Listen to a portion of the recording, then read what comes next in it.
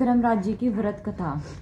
एक समय की बात है कि नैमिषारण्य में सहस्त्रों शौनक आदि ऋषिगण परम श्रद्धा के साथ पुराणों के मर्मज्ञ सूत जी महाराज से पूछने लगे, हे भगवान, हम आपके मुखारविंद से धर्मराज जी की कथा, उसका विधान तथा महात्म्य सुनना चाहते हैं। सो अब आप कृपया यही सुनाइए।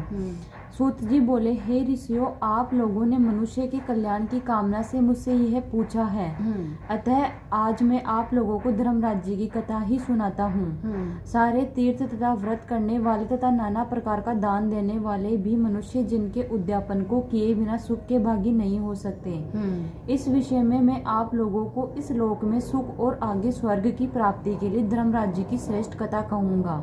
आप लोग विश्वास रखकर श्रवण करें। पूर्व काल की बात है कि राजा बब्रुवाहन महोदयपुर में राज्य करता था। वह राजा बड़ा धर्मात्मा, दयालु तथा गो ब्राह्मण और अतिथियों का पूजक था। उसके राज्य में हरिदास नाम वाला महान विद्वान श्रेष्ठ ब्राह्मण था। उसकी पत्नी भी बहुत सुशील और धर्मवती थी, जिसका नाम गुणवती था। हरिदास विष्णु सेवक बड़ा तपस्वी था। तदनुसार उसकी पत्नी भी भगवान की भक्त और पतिव्रता थी।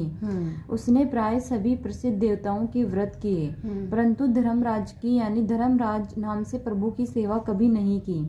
वह गणेश के, चंद्रमा के, हरतालिका आदि देवियों के, राम जन्म, जन्माष्टमी, शिवरात्रि आदि शिव जी के सभी व्रत किया करती थी।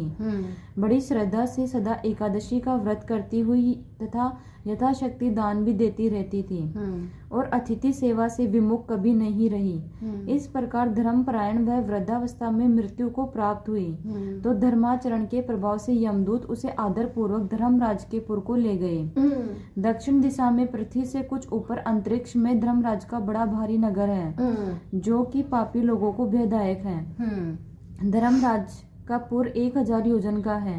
वह चौकोर है तथा उसके 4 द्वार हैं। वह नाना प्रकार के रत्नों से शोभायमान है। उसमें कई मनुष्य जो पुण्य भोगने को गए हैं निवास कर रहे हैं। स्थान स्थान पर गीत सुनाई दे रहे हैं और बाजे बज रहे हैं। उस नगर के 7 कोट है। उसके बीच में सुंदर धर्मराज जी का मंदिर है। वह रत्नों का बना हुआ और अग्नि, बिजली और बाल सूर्य के समान चमक रहा है। उसके दरवाजों की पेड़ियां स्फुटिक मणि की है और हीरे की कणियों से आंगन चमक रहा है। उसके मध्य के अनुपम सुंदर सिंहासन पर धर्मराज विराजमान है।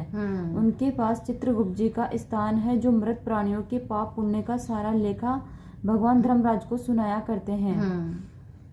यमराज के दूत उस गुणवती को वहां ले गए। उनको देखकर वह भयभीत होकर कांपने लगी और नीचे मुख किए हुए खड़ी हो गई। चित्रगुप्त जी ने उसके पूर्व जन्म में किए हुए पाप पुण्यों का लेखा आगे की व्यवस्था के लिए बताया। धर्मराज जी उस गुणवती की हरिहर आदि सब देवों में तथा अपने पति में भक्ति देखकर प्रसन्न तो हुए, पर कुछ उदासी भी उनके मुखमंडल पर झलकती हुई गुणवती को दिखाई दी।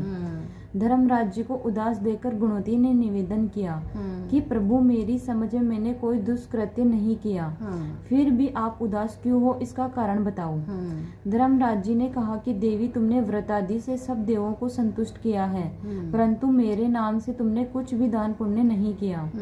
यह सुनकर गुणवती ने कहा, हे भगवान, मेरा अपराध क्षमा करें।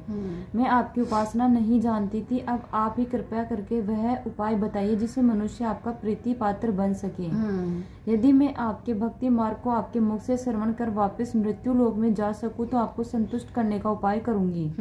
धर्मराज जी ने कहा, सूर्य भगवान के उत्तरायण में आते ही जो महापुण्यवती मकर संक्रांति आती है, उस दिन से मेरी पूजा शुरू करनी चाहिए। इस प्रकार साल भर मेरी कथा सुने और पूजा करें। इसमें कभी नागा नहीं करें। आपातकाल आने पर भी मेरे धर्म के इन 10 अंगों का पालन करता रहे।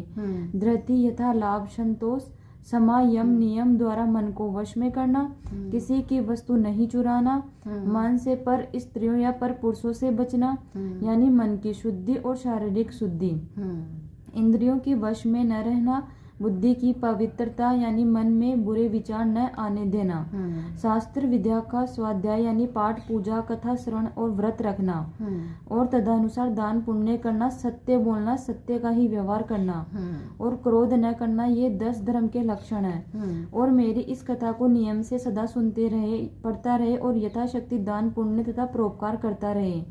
जब साल भर बाद फिर मकर संक्रांति आवे तब उद्यापन कर दे। सोने की या असमर्थ हो तो चांदी की मूर्ति बनवाए। विद्वान ब्राह्मण के द्वारा पूजन हवन आदि करे।